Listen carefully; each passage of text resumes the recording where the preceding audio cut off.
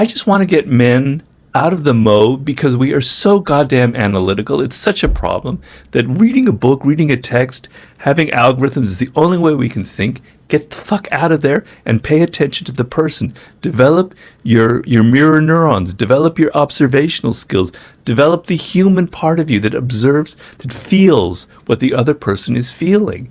If you depend so much on things that you've learned from the art of seduction or from a book, it's going to make you a bad seducer. But to the degree that you can click into those human qualities that we all possess, where you sense the emotional tone of the other person, you sense what their vulnerabilities, you sense what they're missing in life. Yes, maybe 60% of women are missing a similar thing that there are patterns to, and maybe reading about it can kind of click that into you. Okay, fine, I'm not going to say that that's all bad, but the main thing you want is to be getting out of your head and into your emotions and into observing and into feeling what the other person is feeling and not being so head-oriented and not being so analytical, you know? That, I think, is the main problem that a lot of men face. It's really interesting. My experience was I needed to understand it analytically because I didn't have the intuition for it. And it may be that I just didn't look. I don't believe people are born with intuition. I think that it develops over time. So for whatever weird reason, the intuition I developed was that if I wrote poetry and showed up with flowers on the first date, which I actually did multiple times, that would get me somewhere, and it did not get me anywhere. I was actually once, this is where you ask any kids listening in the car to you turn the radio down, whatever. But this is a true story. I was in bed with a woman. We were getting naked. We were rounding third base, and I managed to mess that up because I displayed what I will call, at a moment where I should have been confident and masculine. You might hate that word, but I displayed what I will now, God, I don't even like saying this out loud, but it's true. I displayed a more feminine trait and was like, let's not go any farther unless this means something, which isn't what I was feeling. Those exact words, which isn't what I was feeling. Well, it was what I thought she wanted to hear, and it was not, and it put the brakes on the whole situation. Well, it's very easy to explain why that would happen, because that makes her think that, oh, maybe he's not so into it. Maybe I'm not that attractive.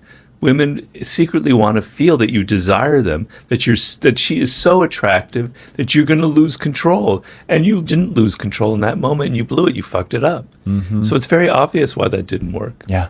Obvious to you now. Where were you back then, Robert Greene? Because I still want to punch myself in the mouth for that entire evening. Well, so yeah, lesson learned. We've all made mistakes like that, though. Yeah, I'm going to guess that one's pretty bad. So what I had to really begin to understand was what women actually were going to respond to, and not the terrible assumptions that I had built up in my mind. Yeah. And what I began to realize is that there are things that women want that they're not the same as what I want. And so when I started realizing, okay, making that person like what you just said, you're losing control, and that's where I think you get like the billionaire archetype of, okay, this is somebody that has everything that is normally this. You actually talk about this in your book.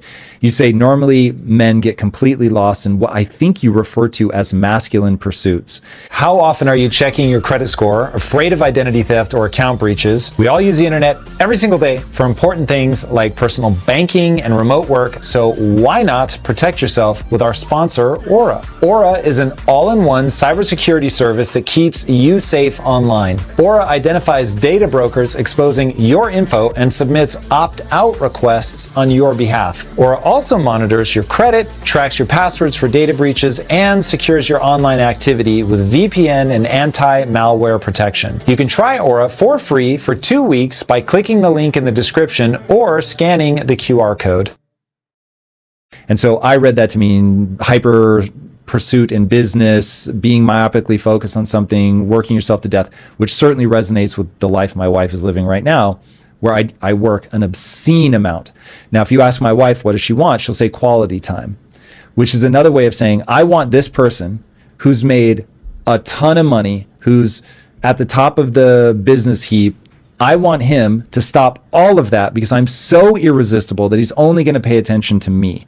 And the way that makes her feel when I'm just completely focused on her, I'm not touching my phone, my mind isn't wandering, I am locked in on her. I'm making her feel physically attractive. I'm making her feel the truth, which is she is my mental equal, like all of that, that she's a woman I have to contend with, that she's captured my imagination, that she has taken this wild stallion as evidenced in, and I don't mean Stallion Studley, I just mean this unbroken colt that is, off running in the world of business. She's gotten a saddle on me, slowed me down, got me to pay attention to her. I mean, this is the Beauty and the Beast mythology where she is so special that she has been able to capture the attention of the person who's never had their attention captured before. Now, I've never thought about this before. I've only ever told my wife that I love you. I've never told that to another woman because I was never in love before. So for my wife, it really was the what in literary circles they call, in erotic literary circles, they call the magic hoo-ha. So for my wife, she was the only one that was able to break me out of that. She's the only person that's ever got me to slow down in my ambition to pay attention to her. And once I could see it from not just my wife's perspective, but the general, that's what women are looking for perspective. And I was like, oh, wow. Like I really get now why she wants my attention, that isn't something I should be frustrated by. That, yeah, this is, even now, 23 years in, it's a seductive tool that I can play, which is you've completely captured my attention. Like if I see my wife and she's looking good, I'm going to stop whatever I'm doing and tell her and make sure she knows and feels it viscerally. And all of that required me to understand just the psychology of the whole situation. Mm-hmm. I have no problem with that. Is this something that I seem to have disagreed with? No, not at all. Okay. That's just me appealing to the nice guys out there of I get you either it may be insecurity, which mine was certainly driven by that, or you may think it's a winning strategy. I get that, but it isn't. Well, one thing that I think is very seductive that I can point out here, and it has a little bit to do with what you're saying, is what I call generosity. Generosity is a very powerful seductive quality. It doesn't mean money, as you might necessarily assume. It can mean money, but it means that you're generous with your attention. You're generous with what you're giving to the other person, right? So, the main thing for a man we tend to be very linear focused, mono focused on this one thing, and there's an evolutionary reason for that. For tens of thousands of years hunting, we had to just focus on one thing. Women were focusing on many different things at the same time. They could multitask. We can't. So getting out of that mono rail that you're in with your attention and being able to give to the other person and give them attention, and in the initial phases shower them with the attention that they're not getting from other people, although you can go a little too far with that. So sometimes you have to step back and kind of be absent for a little bit so they don't feel like you're not like a stalker, you're not like, it doesn't come from an insecure place, you're in control of it. But the sense of being generous with your personality, with the time, with the attention you get is incredibly, incredibly seductive. The sense that you're not generous and stingy with money, you like take them to a cheap restaurant, you ask them to pay, you're kind of, that's a sign that you're not generous in general. So, and maybe that's part of the billionaire appeal, where you assume that person's going to be very generous, at least with their money. So the sense of being closed and inside yourself and stingy and not wanting to give to the other person, give of your time, your attention, your money, all these other things, that is deeply, deeply anti-seductive. What do you think that we're living in a time right now that is complicated in a negative way by changing gender norms? Well, I don't know if I want to get into that hornet's nest, but in seduction, I make it clear, and I made it clear in my Human Nature book, that we're a mix of qualities, that nobody is completely masculine and no woman is completely feminine. Men have feminine qualities. Women have masculine qualities. Some men have more feminine qualities than masculine. Some women, we're a mix. It's a chemical thing, and there's no way to predict that, right? And it's always been that way. But there's ways that kind of element of androgyny, for instance, can be very, very seductive and very powerful if you know how to use it, right? So I'm not going to say that that's overly complicating things. In fact, the sense of kind of crossing boundaries with gender is actually a sign of some of the periods in history where things were the most open to seduction. So for centuries, women could not seduce men. And I can delineate that period. I mean, going through all throughout ancient history, and I talk about it in my new book, because to be interested in a woman so much that you wanted to give them attention and time meant that you were feminine, right? And the men were masculine; they were warriors, etc., etc. They weren't interested in the inner worlds of women. Women were there to clean the house and to make babies, essentially. So seduction was not something that really existed in the ancient world, except with some exceptions like Cleopatra, etc. So the idea that you're interested in a woman and in her world is already admitting that there's a feminine element within you. And so I look at moments in history, and I just wrote about this, like in the Middle Ages, where our whole notion of love came from, at least the Western notion. Or you look in the 18th century, the grand epic of seduction with Casanova and all those characters. You look at the 1920s in America and in Europe, a period of incredible sexual energy, freedom, and seduction. These were periods where there was a lot of androgyny going on. So I don't necessarily think that that's something that's going to limit the seductive qualities and the energy that's in the atmosphere. I think what's hindering us is not the gender norms. It's more our kind of defensiveness, our closed spirit, our desire to be completely in control of our circumstances by withdrawing into our egos and being afraid of being hurt, being afraid of being wrong, being afraid of not being strong, et cetera, et cetera. I think that has a more inhibiting factor on seduction in the world. Why do you think young people are having so much less sex right now? Well, for men, a lot of it has to do with porn. I mean, I'm not sure. I'm not a scientist. I'm not a sociologist, but that would be my estimation. Where, first of all, they're having a lot of sex virtually. And second of all, their idea of sex and what is pleasurable and what a woman should be like comes from those ideals in pornography and the look, et cetera, et cetera. And so it's not as much of a need for them, et cetera, to kind of physically, we've become much more virtual in how we get pleasure in life. Also, I think there's an element of fear, as I said. I mean, young people have grown up in these periods of massive economic instability.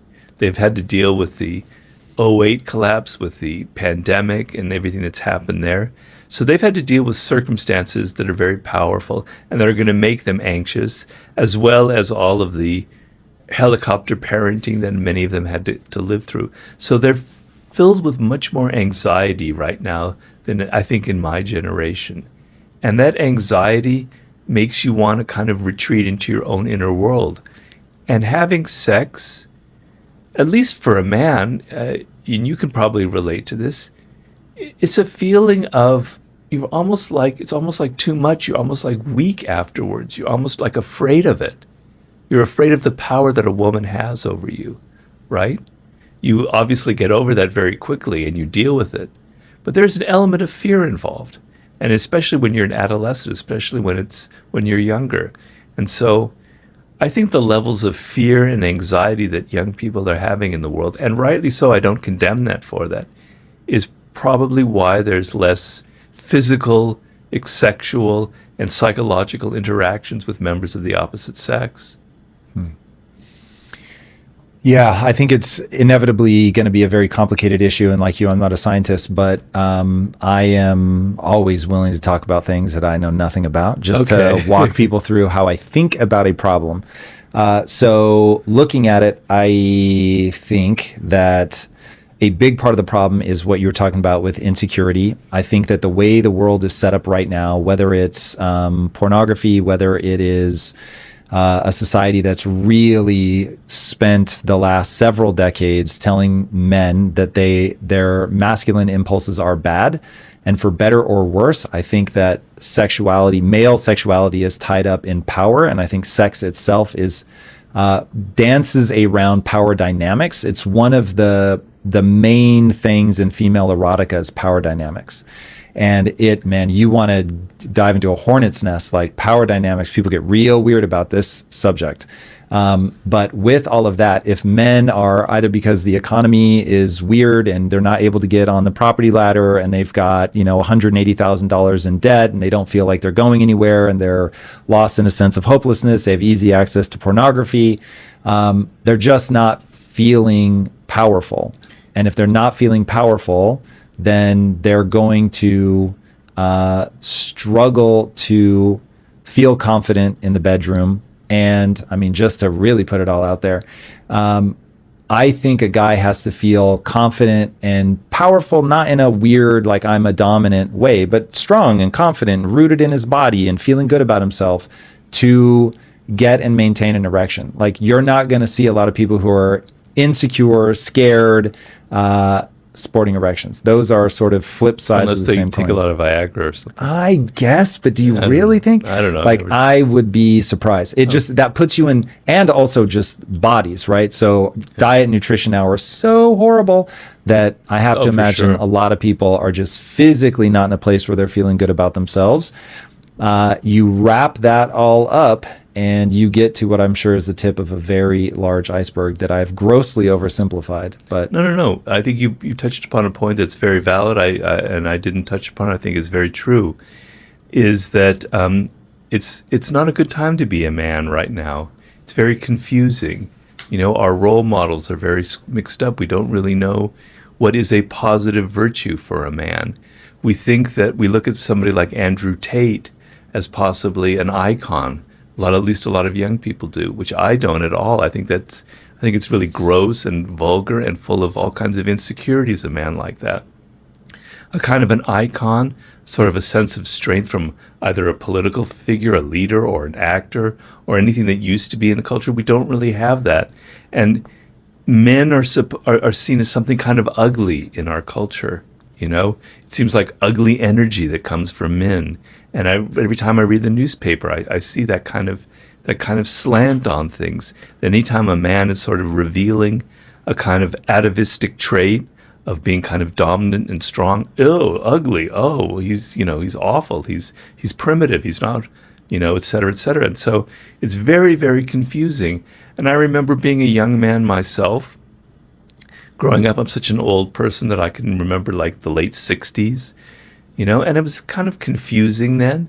And I was struggling. And I had a good role model with my father. He was very gentle, but he was also quite masculine, etc. And I remember being confused about it and kind of straining and trying to find a proper masculine role model. And it was a struggle. And I found it sometimes in my teachers, my professors in school, and other people I later gravitated to. But the sense of, this is what it means to be a man. These are good qualities. The quality of being a leader, of being strong, of even being kind of dominant and being able to dominate a group and dominate a room, or to be so powerful that your voice can carry. These are all positive traits. We wouldn't be here right now, Tom, talking, you and I, if men didn't have those traits, right? If they didn't have the courage to face, enemies with spears, et cetera, et cetera. These are all positive qualities that just have to be channeled in socially productive ways, which is what an Andrew Tate doesn't do. But if only we could craft a Frankenstein monster of what an ideal male figure would be like, it would be very, very helpful for young men. And I don't mean to craft it in a fantasy way. It would be great if there were really people like that, in this world today.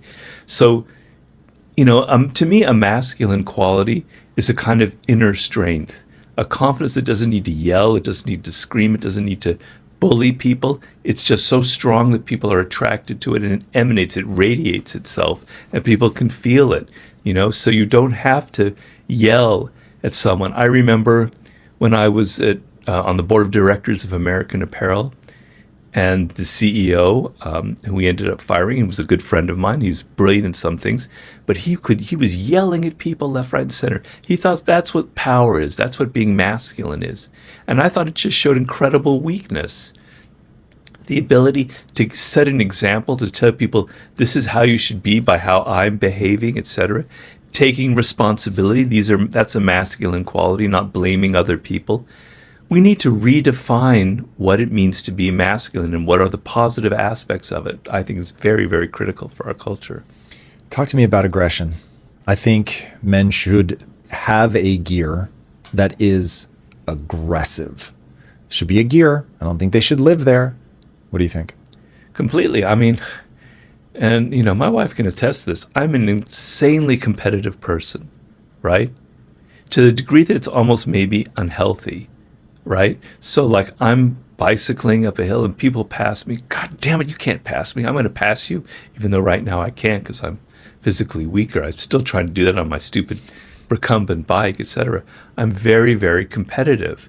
And that competitive energy, I think a lot of men have. It's what directs us towards sports, and I'm a sports addict, etc. Being competitive is allied with being ambitious. And getting back to seduction, a man who seems ambitious is very, very seductive. And having no ambition is very unmasculine and very anti-seductive. But we see the word ambition as being kind of ugly, as if it's like egocentric, as if it's selfish. But damn it, this world was built by people who are ambitious. They created it. Right? You wouldn't be here. You wouldn't have the internet. You wouldn't have all your little tools that you whine and complain about if it weren't for people who were incredibly ambitious. Ambitious people have created the world. So men have aggressive energy. It's the testosterone flowing through us, right? You can't repress it. You can't get rid of it. It's there. And how you channel it is the key. You can become very self-destructive. You can channel it towards violence. You can channel it towards pushing people around. Or you could say, I'm gonna channel it towards being competitive, towards being the best person at what I'm doing. We talked, I think, last time I was here when I was talking about the human nature, we talked about Kobe Bryant, a man who had a dark side. He is so competitive to a degree where it could have killed him. It was just awful, and he acknowledges it. He channeled it into the basketball court, and it made him fantastic. It made him one of the greatest players ever. It's how you take that energy, that testosterone, that aggression, and what you do with it that's the critical factor. And that's where I think a lot of men are confused about it. For the people out there who believe that their life is boring and that they're wasting it, what trap have they fallen into, and what advice do you have for them to get out of that sense?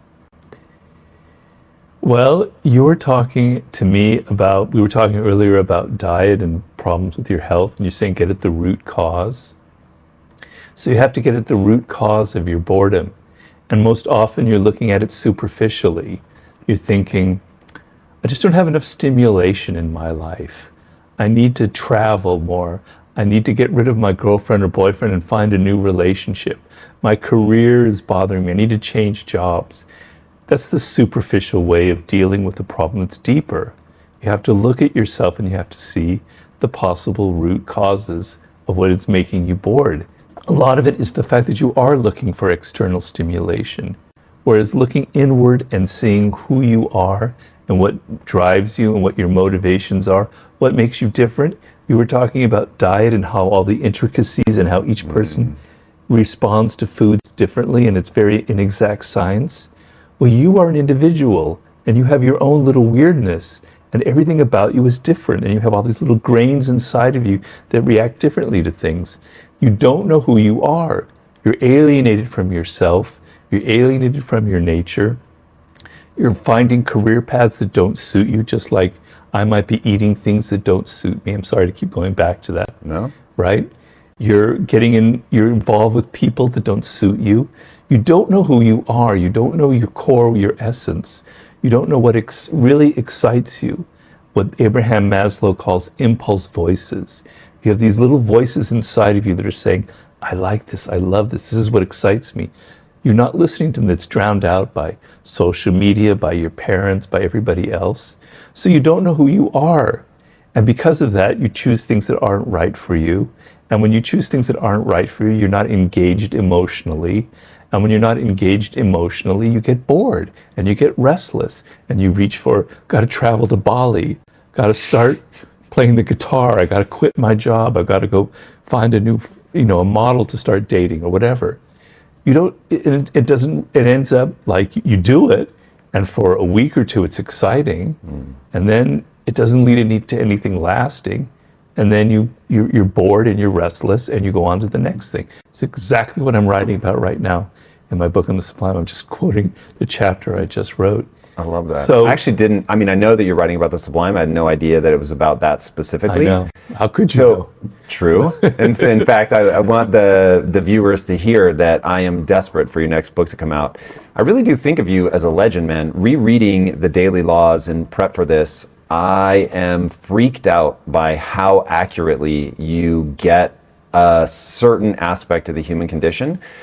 So with that in mind, is it that people don't have the balls to look at who they really are? Is it just that things are getting drowned out and they don't know how to create the silence? Like, why is it so hard for people to understand themselves? Well, it's hard. And our default position is to take the path of least resistance about what is easy, So right now, and I should hardly talk, but people are extremely interested in drugs, right? In like psychoactive drugs, mushrooms. Trust me, I did a lot of that in my 20s. I have nothing against it, right? But you have the capacity in you to be continually high on life, to almost have a drug-like effect. We have these remarkable senses, our ability to pick up colors, et cetera, et cetera. You could be continually tripping. You don't need drugs. Your brain is wired for this kind of interaction with life. That doesn't feel true to me. So how do we tap into that? What am I doing because wrong? it takes effort. Whereas popping a pill, whereas just doing the easy thing, whereas looking at yourself and introspecting requires effort and it requires pain, right? Because when I look at myself, as I do with my meditation every morning, oh, God, Robert, you've got a lot of problems, man. Why do these thoughts keep popping up? You think you're so great, but you're not so great. Your mind is veering towards these petty issues. Let's work on this, right? So my meditation this very morning, I was thinking, my problem, Robert, is you don't let go. You've got to let go. And I just kept repeating myself, let go, let go, let go. Every time a thought came in, I was like, all right, let go of it, okay? But it's painful because you realize what your blocks are, what your limitations are, what you're doing wrong. We don't want to face ourselves. It's so much easier to look externally, to look out in the world, to find a guru or a coach who will help you, to find a book that will help you, to find a drug that will help you, to find to go on online porn, anything, as opposed to looking inward and seeing who you really are. Yeah, so looking inward and seeing who you are is definitely heavy. It's definitely hard. It is also, I would say, the thing that leads most assuredly to success. Now, the reason that I say that is I have found that by acknowledging my own pettinesses, my insecurities, all of that, I can better understand other people. When I can better understand other people, I can better navigate the world. Yeah. So the method that I use to figure that out is when I feel something uncomfortable, I distrust my emotions, so I don't just think, oh, I have an emotion, I should enact it. I'm like, that may have a dark underbelly. I want to understand. My wife and I were arguing, and she says something that just makes me so pissed off. And I'm like, what the fuck? How dare you? Like, I cannot believe that you would say whatever it is that she said. And what I learned early in our marriage was anytime I had that impulse, she had tripped an insecurity of mine. Right. But if I didn't know that I was insecure about it, I would get the surface level emotion. It felt so real. It just felt like she had said something she shouldn't say. Right. And I would never take the time to figure out why shouldn't she say that. And so the emotion gave me righteous indignation. I would push back on, hey, why'd you say that?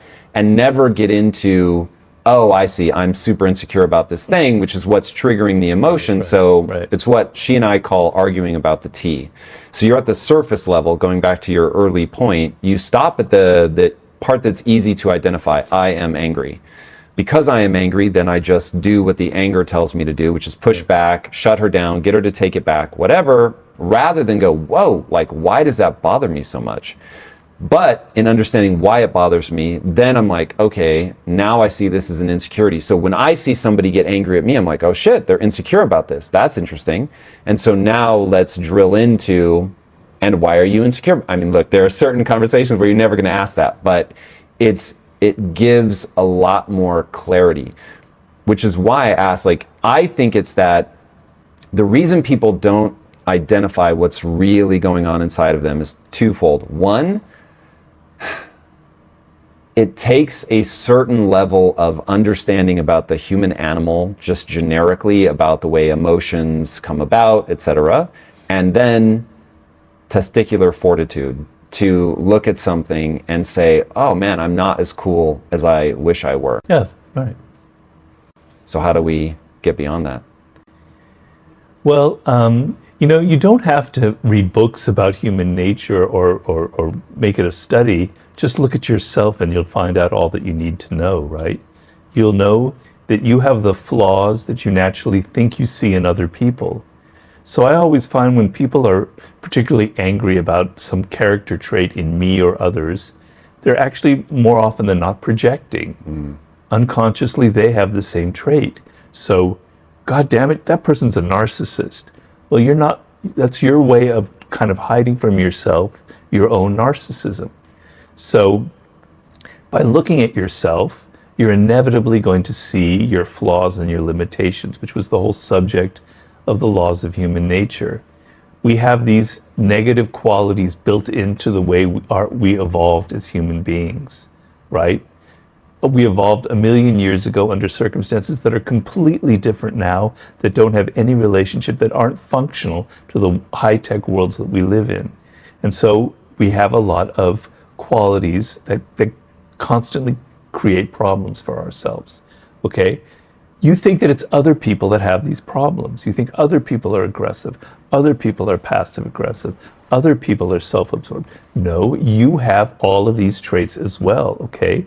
So it's painful, right? And if you know one thing about human beings, if there could be one law about human behavior, and it's true, I suppose, of every animal, we avoid anything painful and we veer toward what is pleasurable or easy, okay? So how do you overcome that? That's your $1 million question that you're asking.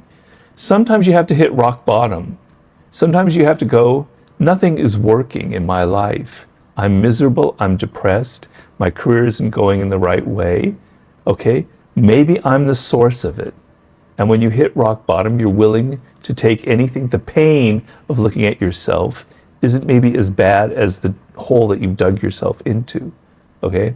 The other way is, you don't necessarily have to hit rock bottom, but you are really motivated to change your life, right? You're ambitious. You want to be successful. You want to have some degree of power. We're a social animal. You want to get along with people. You want to know how to navigate these complicated social environments that we inhabit, right? And so it's not working for me right now. I'm getting in my own way, okay? So I have to step back and I have to look at myself and I have to study who I am and I have to do some heavy work on myself. Now, nobody says that's easy. If it were easy, everybody would be doing it and we'd be living in paradise, but we obviously don't, right? Do you think it's an intellectual level that people have to be at in order to do that? Or is there a process that people can run to figure this out? I'm a big believer that intellect is vastly overrated, that we are emotional animals. The problem is emotional.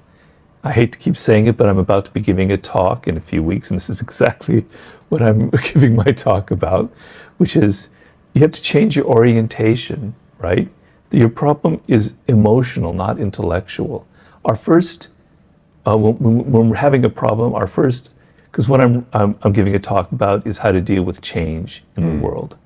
Whenever we think that we don't understand something or we're having a problem, we think that knowledge is the answer. We have to accumulate more knowledge. It's intellectual. We have to know more data. We have to read studies. We have to understand these things better. The problem is emotional. The reason you can't deal with change or you're not looking at yourself is you have emotional blocks. You're full of fear. Now, and we're turning away from the emotion? Is it that we're turning away from the emotion that causes the problem? Like, why is being emotional stalling people out? It's not being emotional that's stalling people out. It's the kind of emotions that are kind of blocking you. So there are emotions that are very positive, like confidence, like boldness, like fearlessness, like openness to experience, adventurousness. These are all brilliant, expansive emotions. I contrast expansive emotions with constricting emotions. Ego, pettiness, fear, impatience that close you down and narrow the scope of what you're willing to try out. Okay?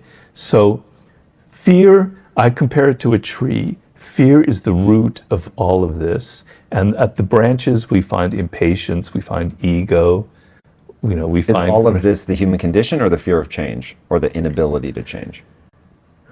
Well, we are anxious creatures by nature. It's kind of built into our system as well. And so we're kind of primed to feel fear, etc. But these things are subtle. So you're not aware that fear is the source of your problems, right? Because you're not attuned to who you are. You think that it's because I don't know enough about the world, or other people are blocking me, or I didn't get a good enough education, blah, blah, blah, blah, blah, right? It's hard to see the effects of fear because it's very subtle. It's going to block you in ways that you're never really aware. It's like this kind of poisonous gas that you can't see, and it's seeping into you. So getting back to when I'm talking about how you deal with change, which is an incredibly important issue, particularly in a world now that's changing so quickly, right?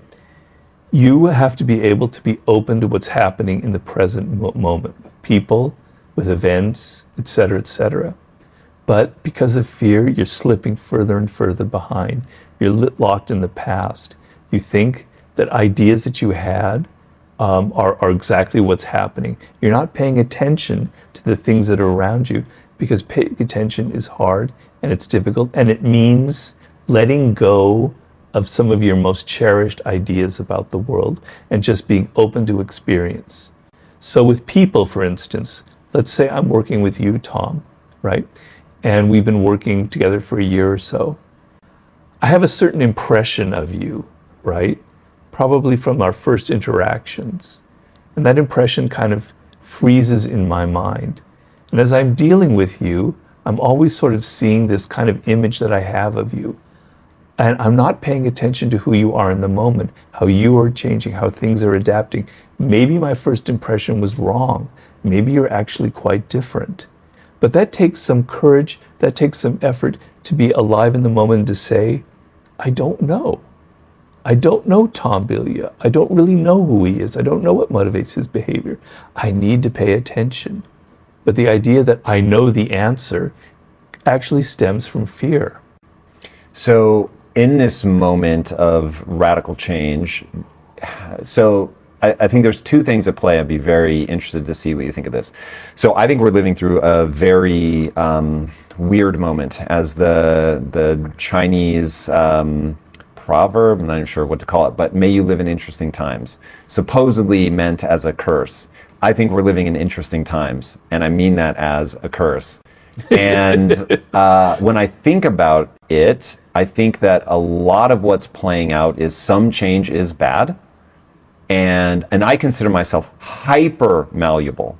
It's one of either my greatest strengths or my greatest weakness. I'm not entirely sure. In fact, when you started off by saying you have a hard time letting go, I have the exact opposite problem. I find it very easy to let go of anything, everything, my identity, all of it, to a point where it may border on not useful. But anyway, so we're living in a time where I don't think all change is good. And then on top of that, I think that when people feel weak, when people are weak, they have a feeling that, things are not going the way that I want. They don't understand that their fear is coming from weakness and actual inability to be effective in the world. And because they have the will to power in the Nietzsche way, they begin grabbing onto whatever tool they have at their disposal. And right now, the thing that people are using is shame and shouting people down effectively. And so mix, and this is super complicated with social media and all that, but those two things, and I'm just beginning to like think through this, so thank you for letting me think out loud, but those feel like the twin heads of this dragon right now. What are the twin heads again? Some change is bad. So some things that are happening are actually, we're going in the wrong direction. And then some of the lashing out that people are doing is because they are weak and they don't know a positive way to navigate the world, to manifest the will to power in a way that has to do with personal responsibility, getting better at moving through the world. Okay. So instead, they use the easier tools, which are shouting people down, which makes them feel powerful, but in reality is fear of their ideas, but they don't know how to get stronger in their own convictions. They don't know how to be open-minded to learn. And so new ideas scare them. Some ideas actually are bad, but they feel weak. And so now they're just lashing out somewhat blindly. Yeah, of course, some changes are not good. But in the larger picture of it, change, I believe, has an inherently positive quality to it. Because the worst thing that can happen to a culture, to a civilization, is to be in these static moments. So let's say we're going through a moment where the political correctness, where the social justice warrior is in the ascendant. And I agree with you, it's a kind of a negative change in a way, right? Well, first of all, you have to understand these changes. So even if they're negative, it's not that you embrace everything that's going on in the world, but that you understand them on a deep level. But let's say that this is a negative change that is occurring in the world, but it's occurring for a purpose. It's a reaction against something that occurred earlier on. It's not going to last. Have a larger picture of history and of the world.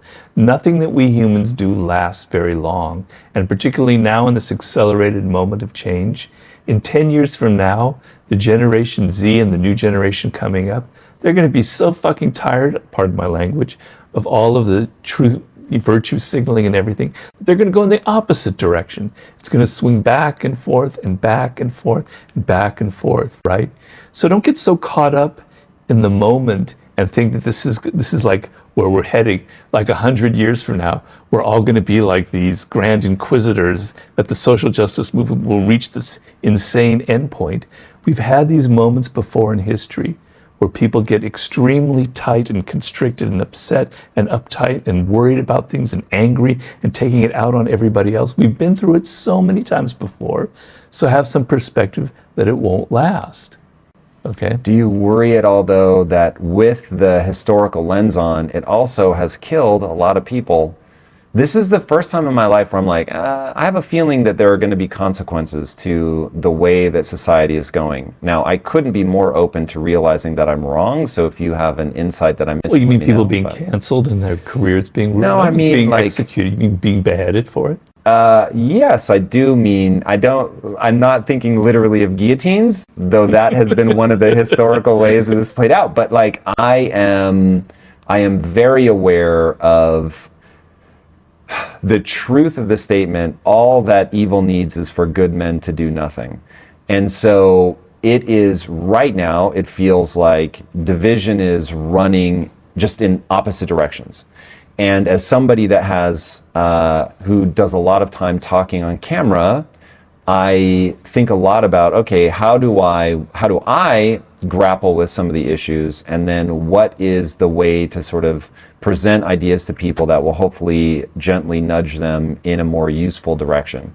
So I think all about usability. It's why I love your book so much, because you're, like, if I was going to boil you down really simplistically, I would say your core message is deal with the world the way that it is, not the way that you wish it were. And that idea is very powerful to me. So looking through the lens of, okay, what is useful? What is the way that I can behave that is useful? So you started by saying know thyself. I think that's incredibly useful. One, it helps you navigate your own emotions. Two, it helps you understand other people.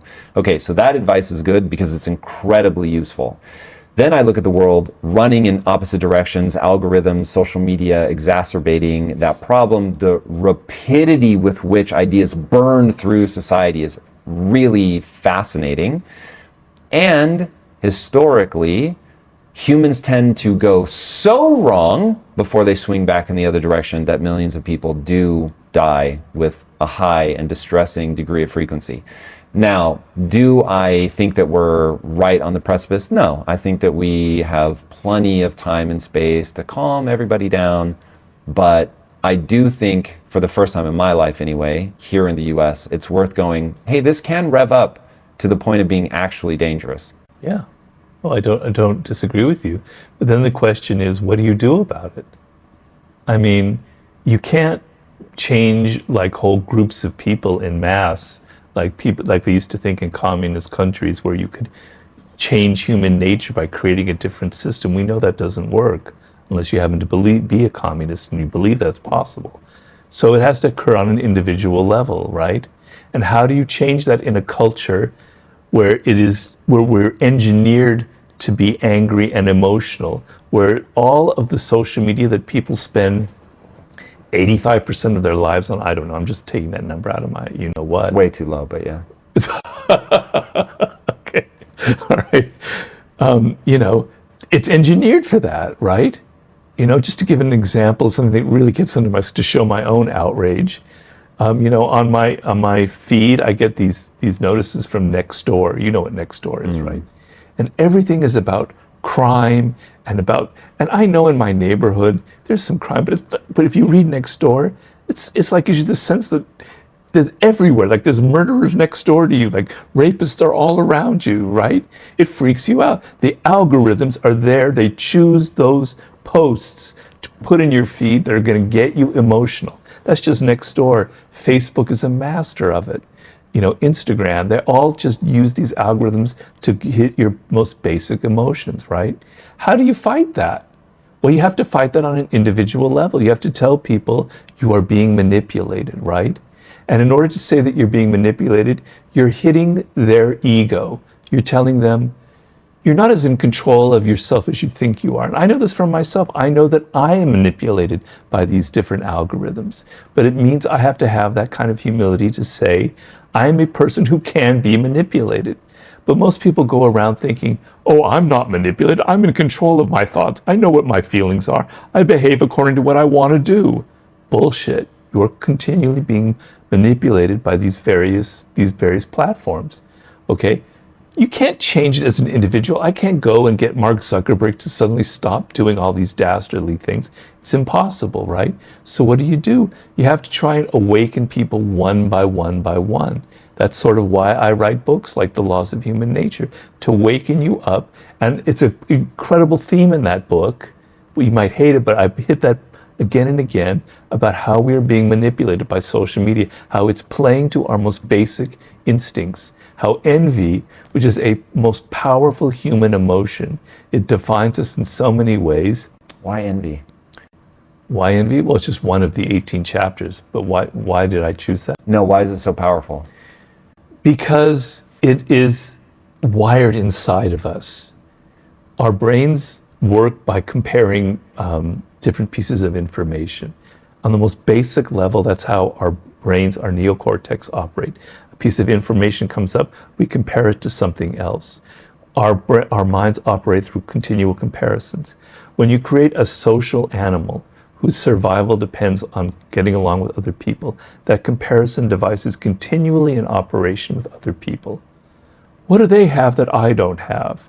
Why are they getting that attention that I don't have? Why are they getting these gifts and these rewards and I don't have any of them? It was a problem that existed in hunter-gathering societies. If you've ever studied primitive cultures, you come upon a very strange custom of theirs, which is the moment anyone receives a gift of food or anything, what is the first thing they do? They give it to someone else. It's like a ritual, because you're deathly afraid that if you keep that gift, people are going to have envy and they will murder you, right? So it's a continual ritual. So it's bred into us. Even chimpanzees are known to feel envy. Like if another chimp gets a delicious piece of grape and the other one has a cucumber, he's like, wow, what the hell, what's going on here? That study is hilarious. Yeah. Which you can find on YouTube for anybody watching. It's insane. Yeah. So it's who we are. But what do you think social media is? It's an engine of envy. It's making you continually aware of what other people have and what you don't have. Oh, he's vacationing in Bali. Oh, he's dating a supermodel, et cetera, et cetera. Look at my poor, pitiful life. Well, that person they're only posting the most positive things. They're not showing their kind of unhappy, their misery of their daily life. But you're feeling envy. So how do you overcome that? You have to first be aware that you're feeling envy, that it is motivating you, that you feel this. And that means what we bring you back to looking at yourself. So we can't fight these negative changes in a global context. We have to hit individual people. We have to awaken their consciousness. We have to make them look inward. And the best thing I can do is, for me personally, is to write books about this. I don't know any other way. So we're making them look inward, and we want them to understand that they're having an emotional problem, not a logic problem, which I think is a really interesting insight. I think so. In business, I realized pretty early on in my career that the thing that separated me from other people was I could self-soothe. So I was stung by whatever happened, whether it was somebody chastising me or embarrassing myself or being embarrassed on purpose by a narcissist or whatever the situation may be. And it broke most people. Like, it would derange them. It would push them underground. What would? Either they're embarrassing themselves, being chastised, somebody going out of their way to embarrass them, all the power games that you talk about. And you were able to not to soothe yourself. I could soothe myself. It still hurt. I still went through the same emotion, but I was so obsessed with my goals that I would just ask myself, what is going to move me forward? Well, that's an amazing example of the process that we're talking about and the power behind it.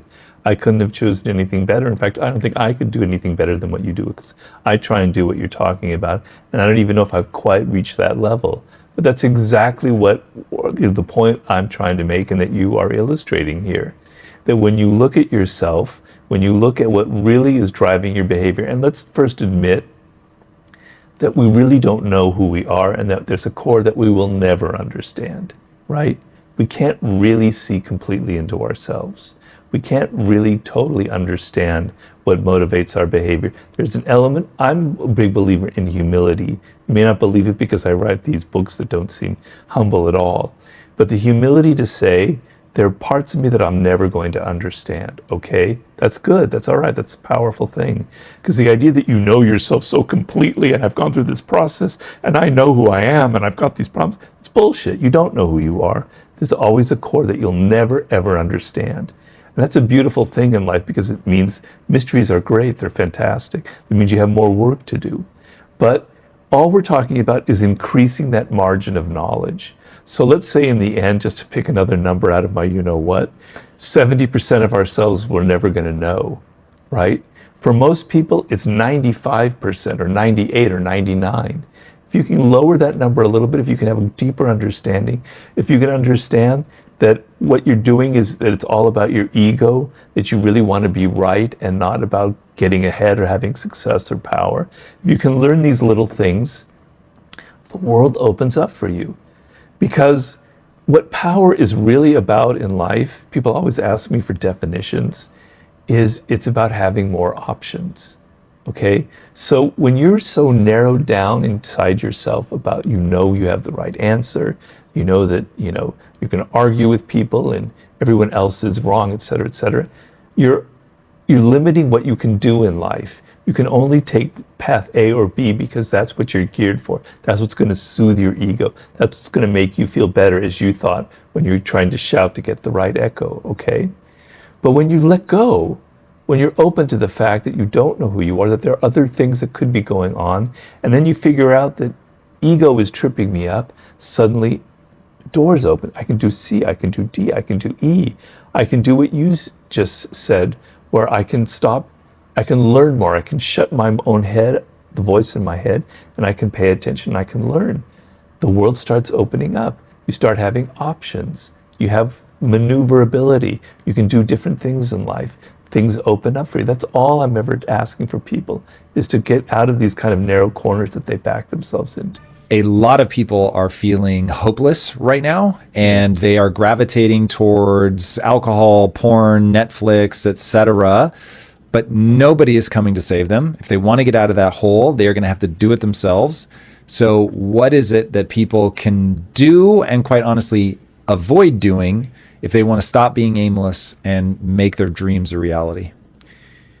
Well, sometimes you have to get deep enough in that hole that you really, really want to get out. So the key factor in life is motivation, is desire, is the energy that you bring to it. So if you don't believe in yourself, if you only half-heartedly are reading my books or listening to Tom or listening to me and you go, yeah, I kind of want to change, it won't matter. It won't change anything. You'll just go back to your old habits, right? Because habits are very powerful. You're a product of the cultural moment. It's very hard to resist it. It's very hard to swim against the tide of the times that we live in. So if you don't have the motivation, if you don't have the energy, if you don't have the idea that, damn it, I'm going down fast. If I don't turn this around, you're only alive once. It's, YOLO.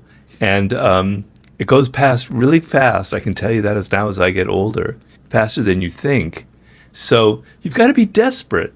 You've got to tell yourself, I've got to get out of this. I've got to change my life. I've got to swim against the tide of the times that I live in.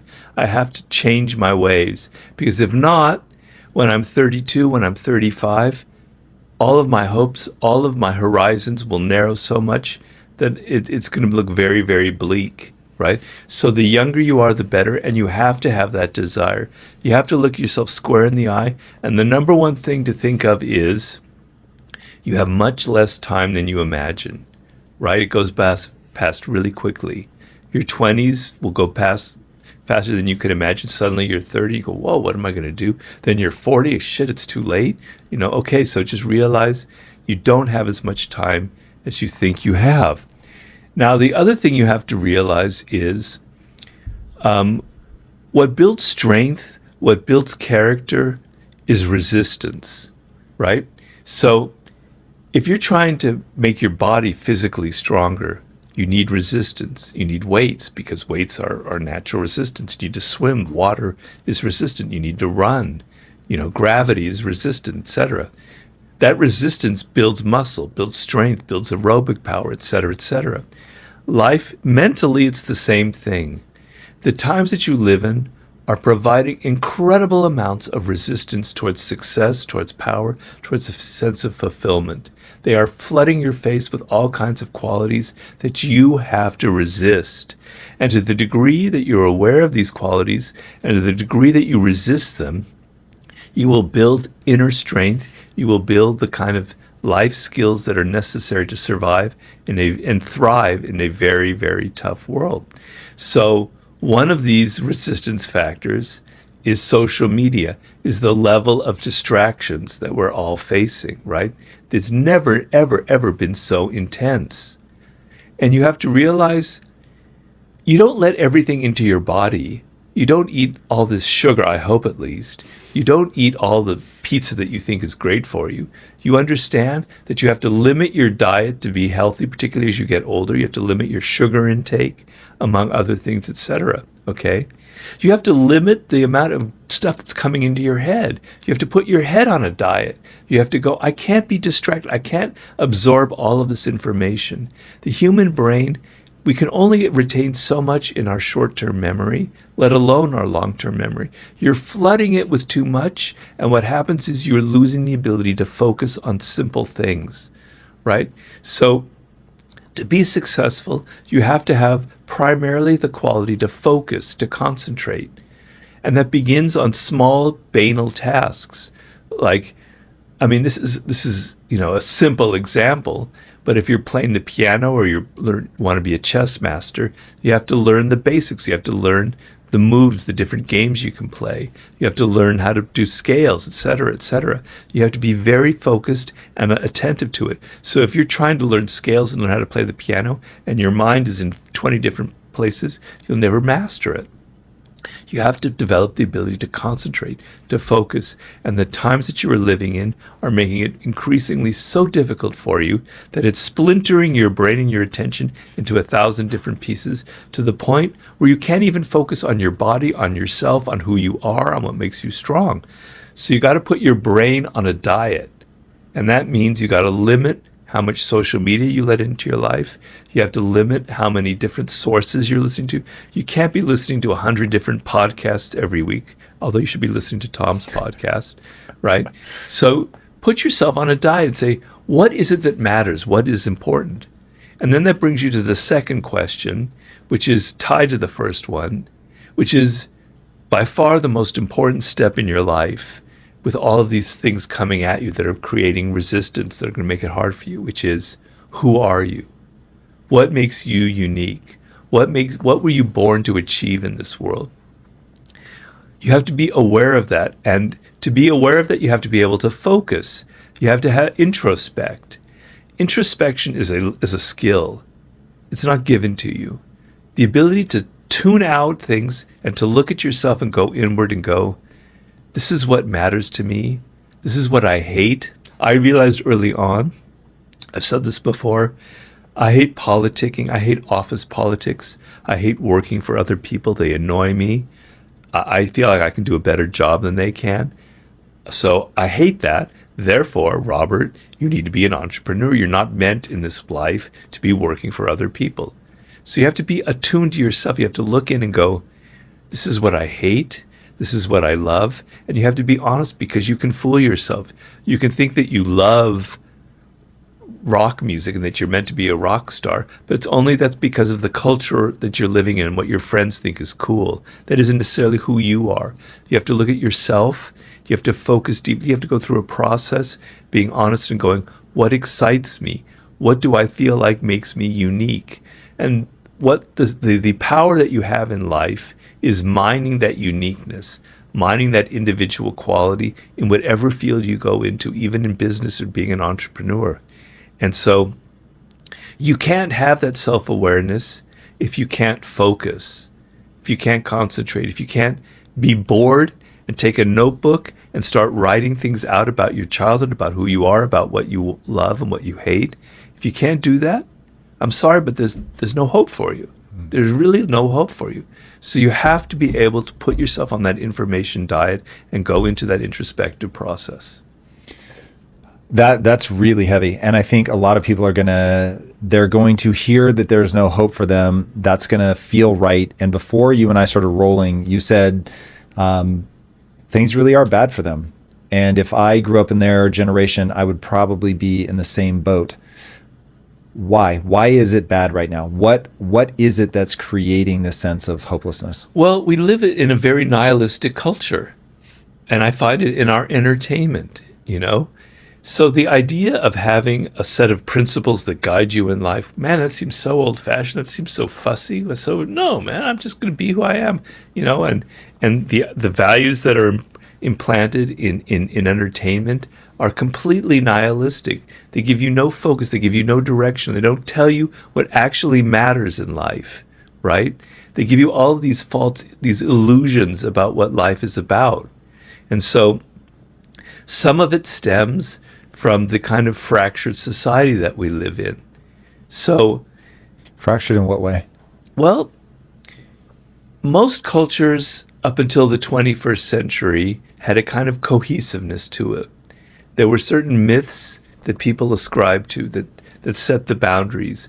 This is what unites us all. These are the things that are good. These are the things that we hate. These are the values that are good. These are the values that are bad. Now, sometimes those cultures, those conventions, those myths were not good. But then you had something to rebel against.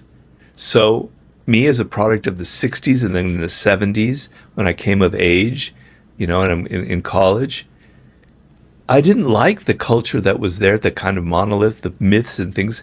I wanted to rebel, but I had something to rebel against. What are you going to rebel against now? You don't even know what to rebel against now because there's nothing. It's just pure chaos. I can't point my finger to what are the guiding myths of our particular cultural moment. Oof. Maybe in 100 years they'll be clear, but I think a lot of our myths come from technology. So my study of history is every cultural moment has a kind of guiding metaphor for it, something I'm writing about right now. And so like in the 18th century, the guiding metaphor was theater. Life is like theater. We're all actors. We're all playing roles. Early in the 20th century, it was the unconscious and Freud and discovering the unconscious and exploring that, which had a huge impact on culture. There were other myths, but I'd point to those. Today, it's technology, it's AI, it's all those other things, right? And so, but that is like, that kind of devalues the human element. So I recently gave a couple of talks with a conversation with Ryan Holiday, and you can look at these on YouTube. It was like an hour and a half here in LA and in Seattle. And Ryan asked me my thoughts about AI. And I went on a kind of a rant. I'm not a Luddite. I understand, and I use technology, etc. But my point was, instead of fetishizing AI and ChatGPT, which I admit I've seen it, it's powerful how it goes like that. Whoa, it's like magic. Fetishize the human brain. Fetishize human powers. Fetishize our sociabilities, our theory of mind. Theory of mind is what makes humans human. And what that means is we have the ability to put ourselves in the minds of other people, to imagine what they're thinking, what they're doing. That's what makes us a preeminent social animal, which is the source of our power. What is your power? Your power is your ability to be social, is your ability to navigate difficult social environments. Your second power is your brain and all the incredible things it has. One of them is the ability to focus. One is the ability to learn, is the plasticity of the brain. So the guiding metaphor, if it's all technology, it kind of makes us think that, you know, with your smartphone, you have all of these powers and you can't believe it. It makes you so impatient. Everything should be like my phone. Everything should be instant. Everything should be at my fingertip. If my internet service goes down for a few hours, I get so cranky. Well, you're like a little baby whining and crying, right? No. What really should matter is not, you don't have those powers. You can't press a button. Your brain isn't designed that way. It takes years to develop true skill, to be a master at something. You need to go back to these elemental primal human qualities. Our sociability, so get out of the virtual realm, learn social skills, which is what my book, The Laws of Human Nature, will kind of help you and ground you in, as well as the 48 Laws of Power. And you need brain skills. You need to develop skills, actual skills that you can use in this world.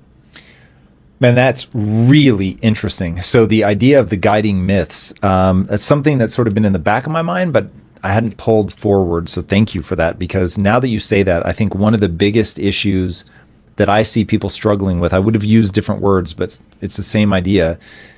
People look at the world, they look at here in the West, they look at the game that we're playing, they say capitalism, ew, this is gross, like it's predatory, whatever.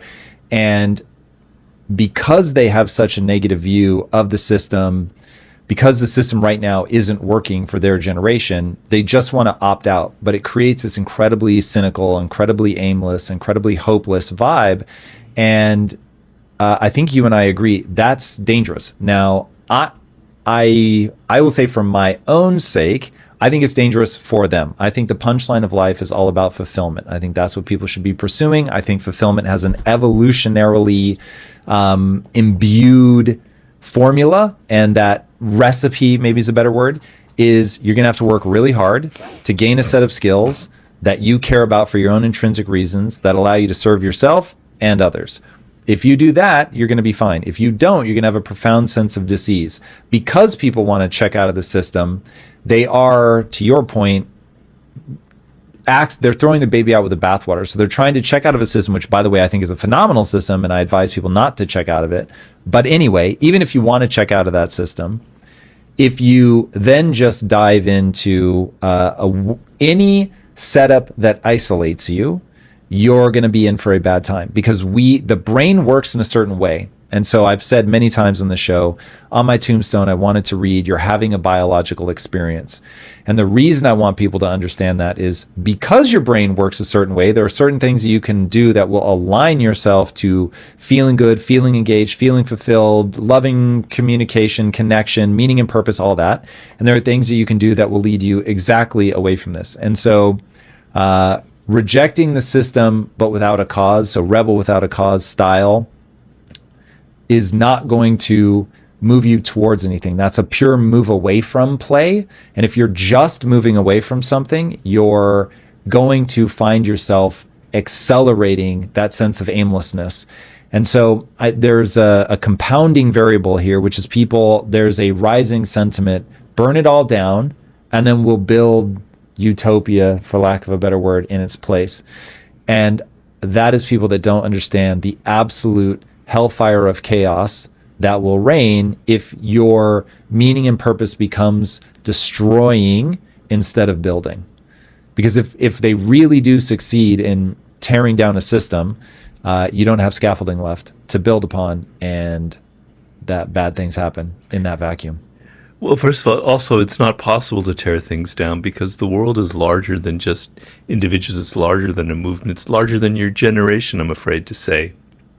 So you don't even have the power to tear things down because the world will go into its own kind of system. It's on the human unconscious has moved us throughout history. Human nature has. It's going to continue. It's beyond. It transcends you as an individual. So you don't have as much power to burn things down as you imagine. So just get over that childish fantasy.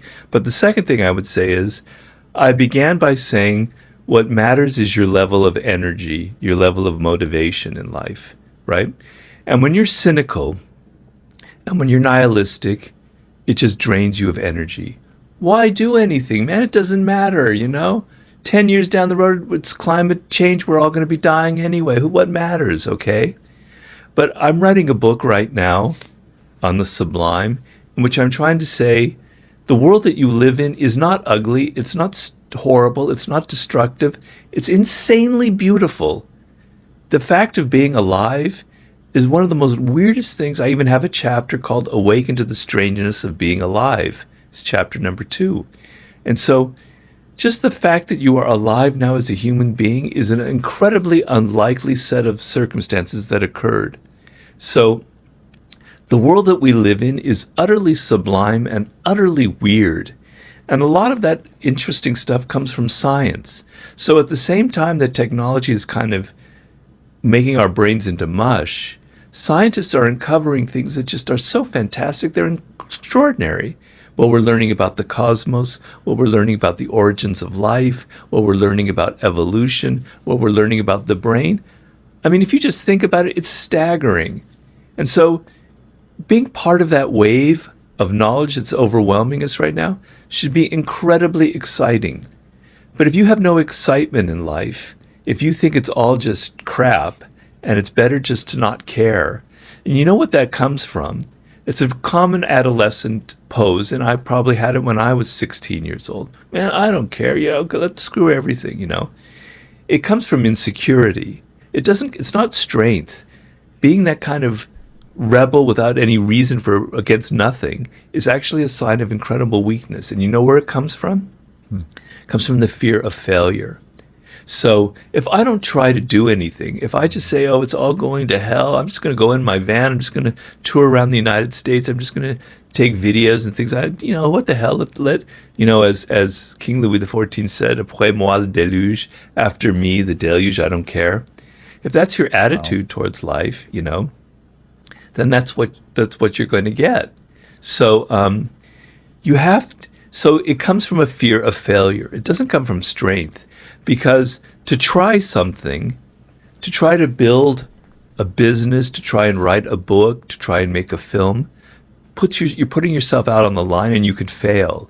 And with failure comes criticism. And with failure, you're exposing yourself. You're exposing your ambition. You're exposing that you weren't up to the task. Better to not even try and to just say, I don't care, because then you're not exposing yourself. So that kind of pose is actually a form of childish insecurity that you need to get over. But you need to have a sense of excitement. And if you don't, if you think everything is just gray and equal and bad and we're all heading to hell in a handbasket, then that's what becomes a self-fulfilling prophecy. So I'm writing a book to just make you get that energy, that excitement again. And you know what? When you were a child, you had it. I don't care if you grew up in this culture now that is kind of, I think, deadening things. You're a child. Children have this energy that nothing can suppress. You actually live in a world of enchantment. Things are like amazing to you. You want to learn. You want to read books. You want to explore. You want adventure. You had it when you were a child, and you've lost it. You lost it in adolescence. You lost it when you were 12. You lost it because the culture sucked it out of you. But it's there. It's still waiting to come back to you.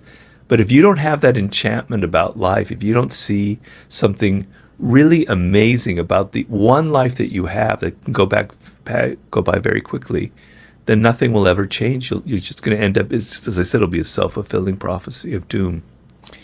Okay, I agree with all that. It's easy, though, to step into their shoes and look back at you and say, hey, listen, old man who remembers the late 60s, that worked because of the time you were in, and demographics are destiny, and the time that I'm born, it's just an absolute shit show.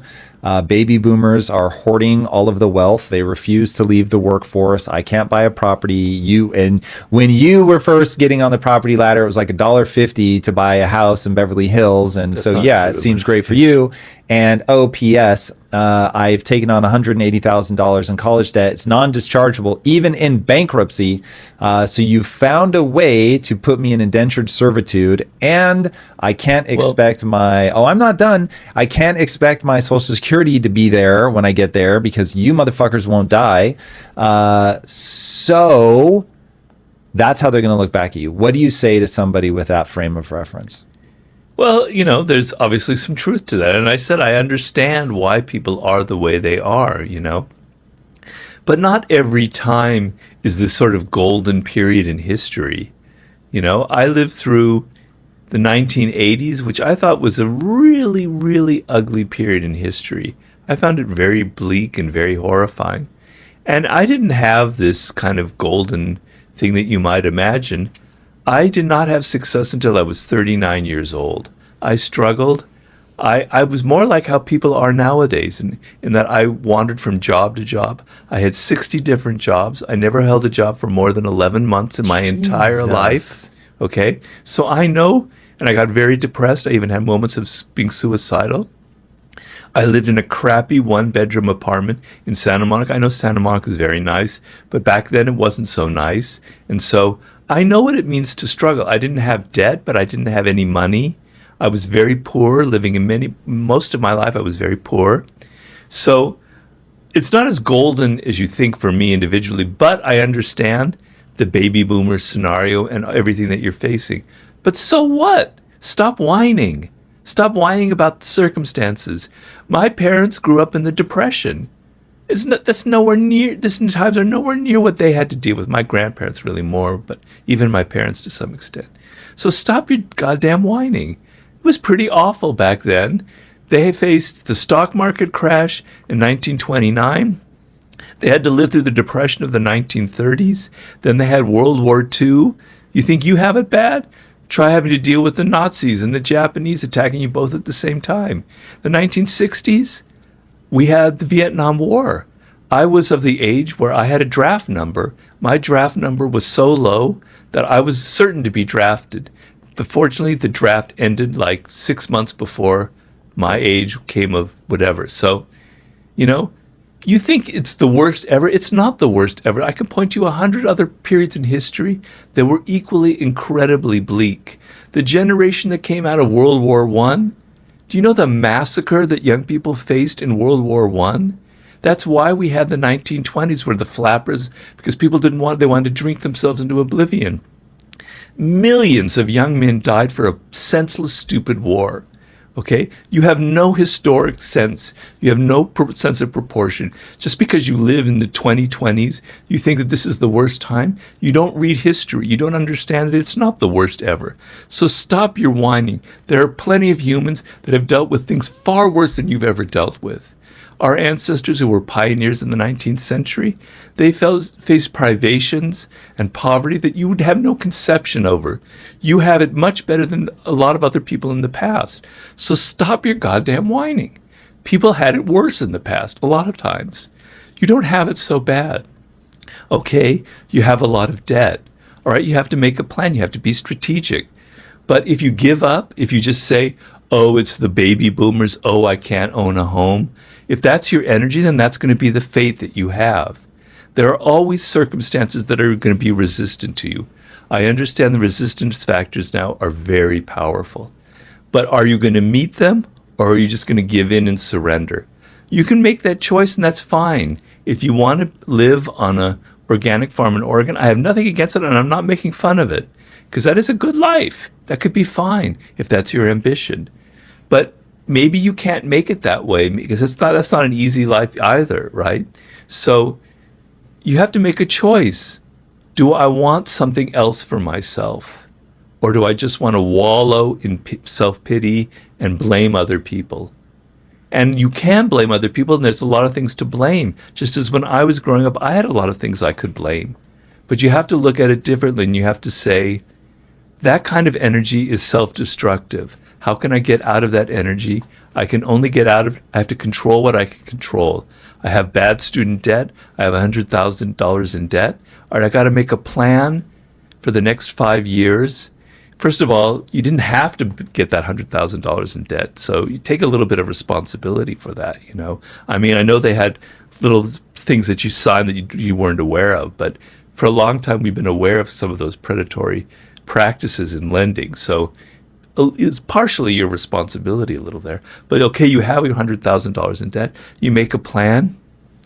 I'm gonna have to work it off this way. I'm gonna have to get a job that pays well, but at the same time, I'm gonna be building other kind of life skills, etc. I'm gonna get myself out of this hole. I'm gonna have hope. I'm gonna have energy.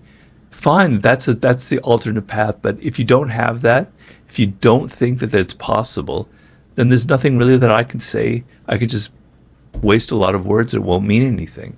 But don't think that you have it worse than other people, because you have no sense of history. You're living in this bubble, this illusion of the present. You don't know what people like were living in the Middle Ages, in the 18th century, in America in the 19th century, World War I, the Depression, the Vietnam War, the Watergate era, the recession we had then. Stop it. You don't understand. You're not reading history.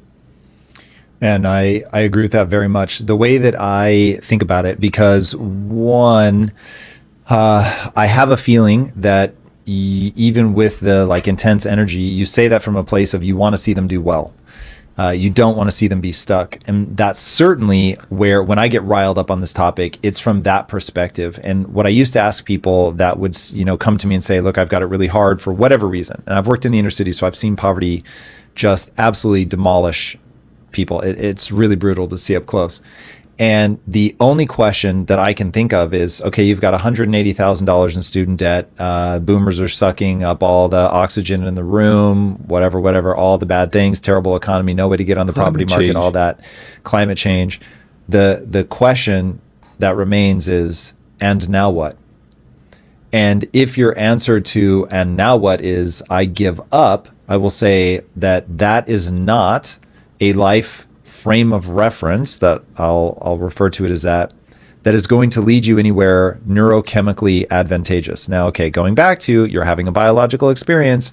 So when I say a neurochemically advantageous experience, what I mean is you're not going to feel good. It's just going to feel terrible.